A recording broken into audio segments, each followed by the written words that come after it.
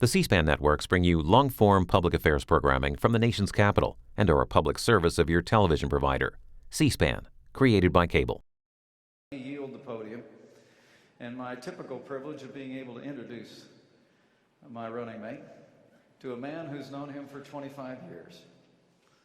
One of the greatest promoters in the history of sports has agreed to come here and promote his friend. Would you join me in welcoming Don King to this important and historic gathering?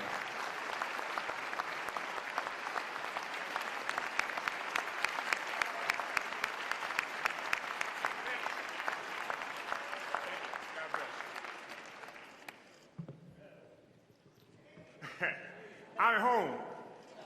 I'm home. Ladies and gentlemen, let me say this to you. Cleveland was the best location in the nation. It is my home, and under the leadership now of the great Mayor Frank Jackson. But let me say to you, as a friend and a fellow Clevelander to the nation, 44 years ago, I brought a young man to town here to save a hospital. The hospital was Ford City Hospital, and it was the only hospital in town that would service black people and poor whites. And his name was Muhammad Ali. All right.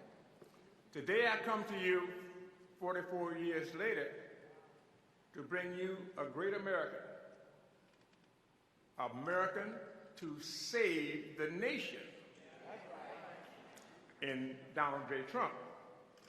So why would I undertake the task of the awesome responsibility and the distinct honor to present to you our next president of the United States? That's right. It's because he's fearless, he's courageous and brave and bold enough to take on the system. Now, God is good. Every day. And all things are possible with God. They are all not possible with men, but with God, all things are possible.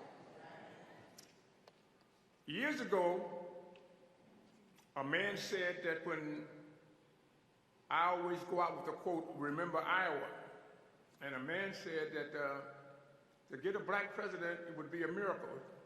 His name was William Jefferson Clinton. And I wrote a story in the Call Post that said, miracles happen in America. That's right. Come on, Don. And we see the word Iowa signaled the first coming of a black president. Several months ago in the campaign, this young man named Donald Trump, he made a speech on the USS Iowa. It's a battleship in Los Angeles. And he said on that battleship that's resonating with the people around the country that he will we will create a whole new system. And we will take this system apart. Now, he's the only man in over hundreds of years that has a consensus of public opinion of rejection to the government, to the form of government. Black and white alike united in a consensus of public opinion that says the system is corrupt, the system is rigged, the system is sexist, the system is racist.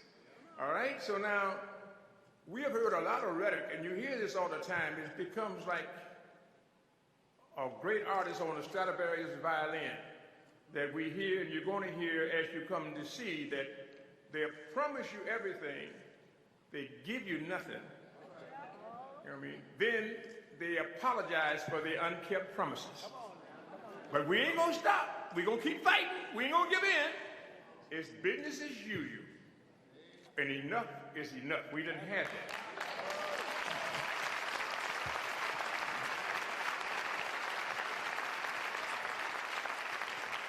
Donald J. Trump I know his father, Fred, is smiling now. You know that. You know Fred is looking at you now. You know. The Spirit is loud and clear that we will create a whole new system. We will take this system apart and we will make America great again. All right? What does that mean? That means this, and this is why I want people to put themselves and their country and their children before the party. John F. Kennedy said sometimes party loyalty asks too much. This is a coming of a man who has taken on a system that is awesome, ingeniously put together, a system of control, the mindset, the behavior, the attitude, the institutions, the law, and then they have the judges in the courts that uphold the law that makes right wrong and wrong right. Yeah. He undertook that challenge, and from his lips to God's ears, he says, we will create a whole new system. He said, I understand this system, and we will create a whole new system. What has happened? The whole country and the world is in shock. The first when he started out, everybody was laughing. He's a buffoon. He's a reality show. You know what I mean? He's self-sensualizing promoter of himself. Everybody was saying all these different things when he entered the ring to defend America, the principles of freedom, justice, and equality, and to be able to give the government back to the people, we the people.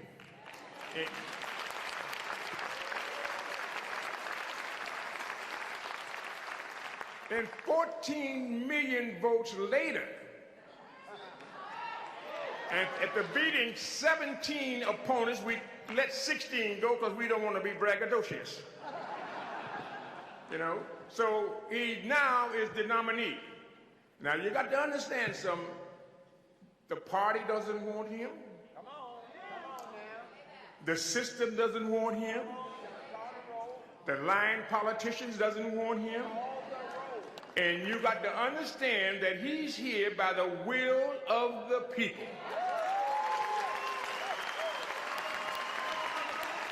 And to God. If God is in all things. All things. So I'm asking. I love you. I love you. And it means so much to me for a man that is walking in the shoes.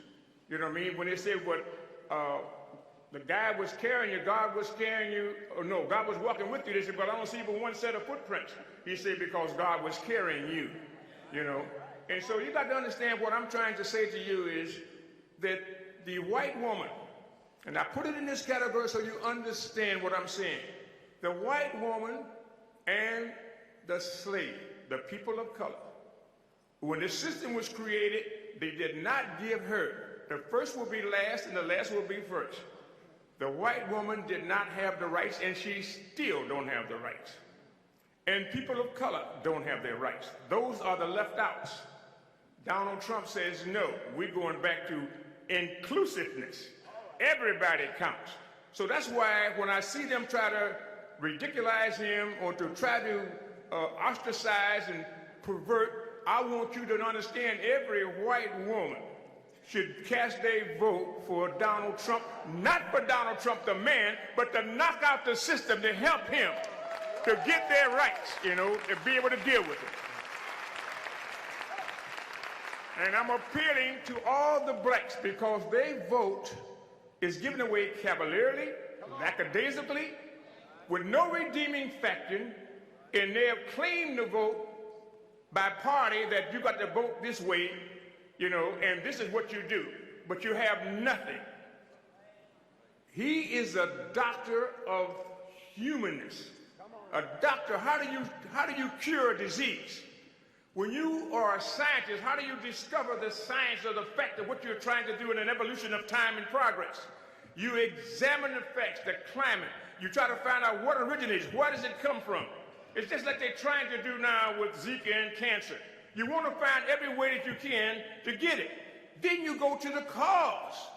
We are treating the effects, not the cause. He is the only man that has took on that awesome, that responsibility that says why.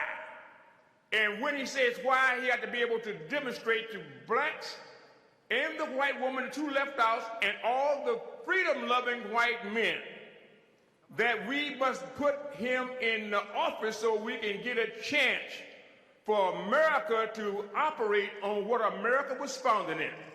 A new nation, conceived in liberty, and dedicated to the proposition that all men and women are created equal.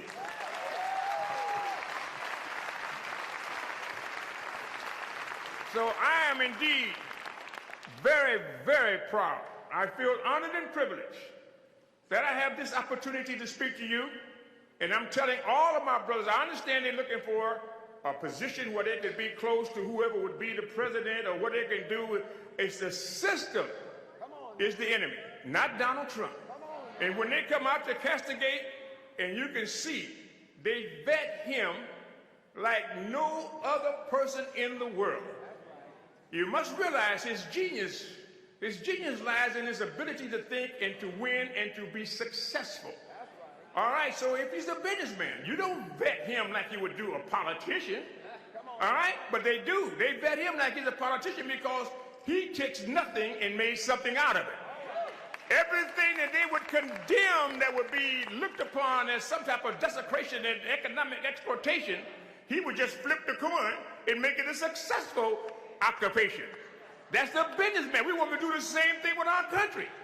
You know what I mean? We want to do our same thing with our country.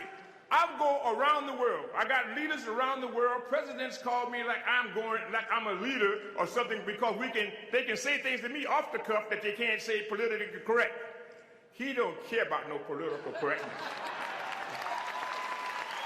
He wants right, justified right. And that's why I will walk with him, talk with him, and plead to the people to understand the system is the problem. And he's the only gladiator that will take on the system like the David and the Goliath to be able to throw this system out and create a new system where it encompasses all women, people of color, blacks, and all freedom-loving people coming together to support themselves under the leadership of the dynamic, the human man that would fight for your rights, Donald Trump. This is what we want, and this is what America needs. America needs Donald Trump.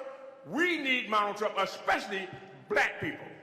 Because you got to understand, my black brothers and sisters, they told me, you got to try to emulate and imitate the white man, and then you can be successful. So we tried that. So you say, if you can get some money, you can do this here.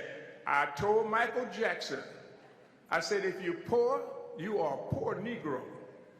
I would use the N-word. But if you're rich, you are a rich Negro. If you are intelligent, intellectual, you're an intellectual Negro. If you are dancing and sliding and gliding, Negro, you are dancing and sliding and gliding, Negro. So dare not alienate because you cannot assimilate. So, you know, you're going to be a Negro till you die. So when you deal with the reality of what life really means, I learned a lesson from that because I've been on both sides of the area. When I come out the penitentiary, I had a congregation waiting for me similar to this with the leaders of our community asking me to save the hospital. And it does my heart good, my heart reflecting nostalgically. It's a joy to me when we saved Cleveland and being able to let the leaders come from Carl Burton Stokes and all the rest of them that would come up in there to change things in Ohio, the great state of Ohio, to come here today to bring a man that says we're going to change the nation. And I'm honored and privileged, dedicated to the commitment of the principles of this great nation, to introduce to you the next president of the United States, Donald J. Trump. Donald J. Trump. Donald J. Trump. For the people. Not for him so much as the people, but he's the leader that will lead us to the promised land. Let's get rid of this system, and he's the man to do it.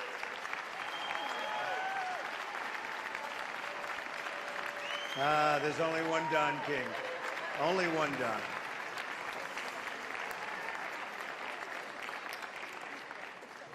I want to thank you very much. And Don, that was so special. I spoke to Don yesterday. I said, how about taking a trip to Cleveland? He said, I love Cleveland. This is his place. And I said, I'd love to have you introduce me. And he was right there, and we left at 6 o'clock in the morning. He was right there, and he's an amazing guy, and he's been a friend of mine for a long time. And I don't want to say he's a good guy because I don't want to destroy his reputation. But he is a good guy. He's a phenomenal person. And he became very rich. He was very smart. He took advantage of lots of situations. And I have great respect for that. And I have great respect for him. And I want to thank Don for being here. Thank you, Don.